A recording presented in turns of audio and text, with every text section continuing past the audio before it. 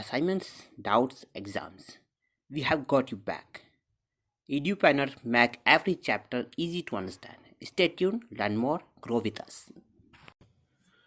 So the solutions of complex or coordination compounds can exhibit color, and this color basically comes from the absorption of a certain wavelength light, which is absorbed by that solution. So when a complex compound solution absorbs light of a certain wavelength lambda, the color it will exhibit will be complementary of that wavelength, of the absorbed wavelength.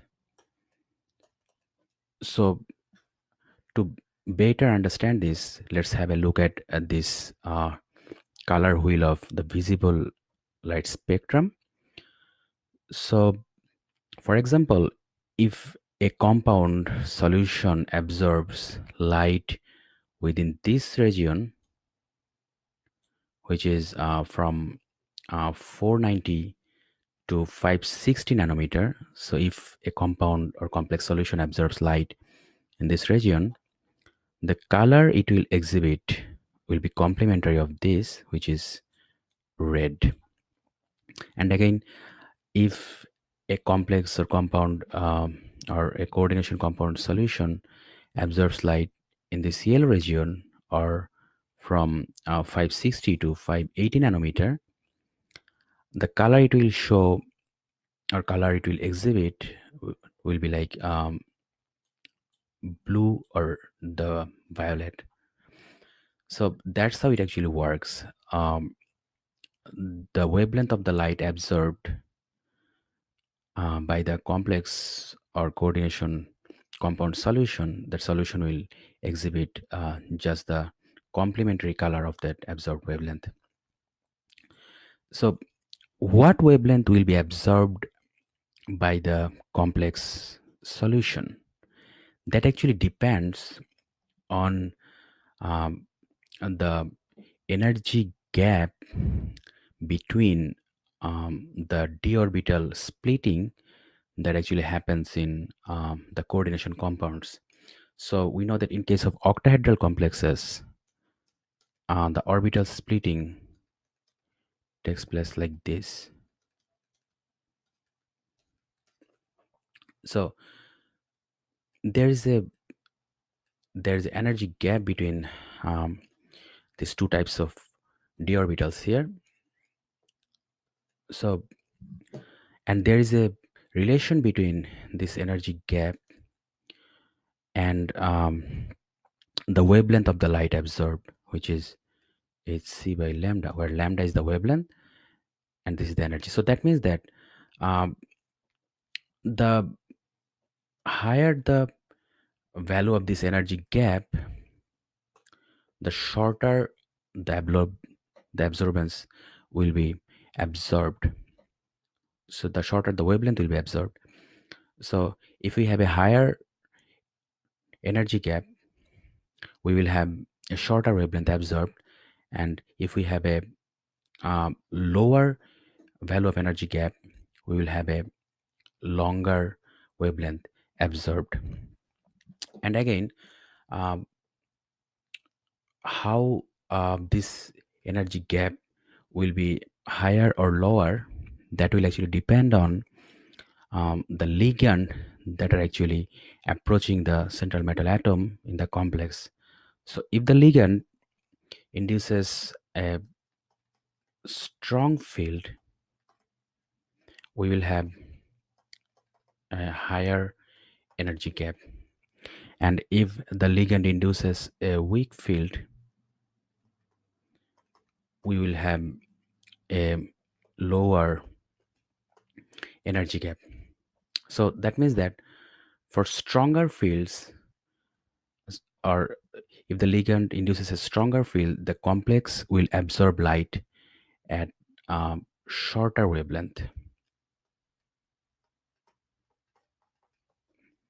And if the ligand induces weak field, um, longer wavelength will be absorbed. Now, let's have a look at our complexes here. So in these complexes, in one we have 6 water molecule, which is hexa aqua chromium 3 plus, and in another one we have 6 um, ammonia ligands, and in other one we have 4 water and 2 chloride. So among this, all of them, if we look at the spectrochemical trace, we will see that the ammonia is the strongest ligand of the ligands we have here.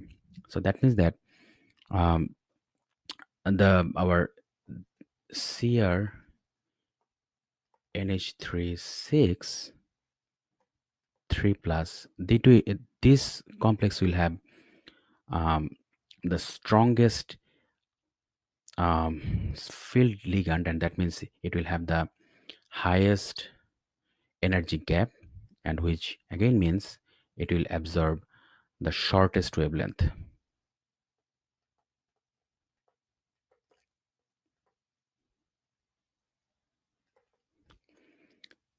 And then we have the water is comparatively weaker than ammonia. That means that it it will have a uh, comparatively weaker field, and that means it will have comparatively lower energy gap. So this complex will have a comparatively lower energy gap, and that means it will absorb comparatively longer wavelength.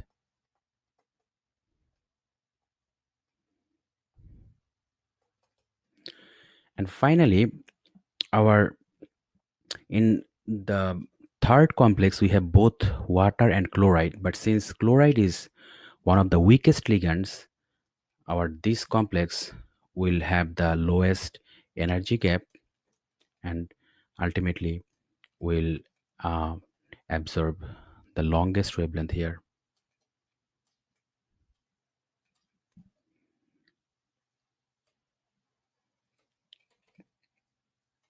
Now we have to identify which color is the um, is complementary to the shortest wavelength here, and which one is complementary to longer, and which one to longest. So that will actually um, make sure that which complex has which color. So we have 3 colors here. One is, let's go to another page.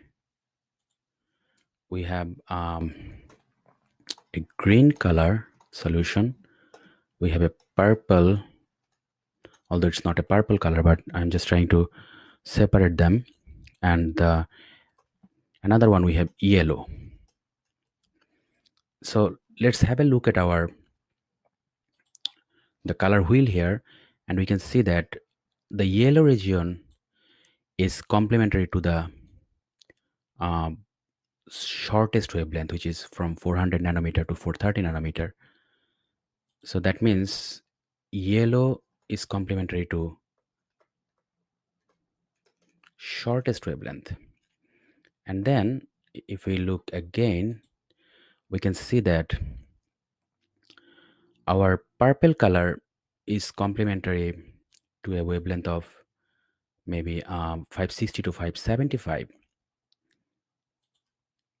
So that is comparatively longer. And then our green one is complementary to the highest wavelength here, which is the range of 620 nanometer to 800. We have green one is the longest.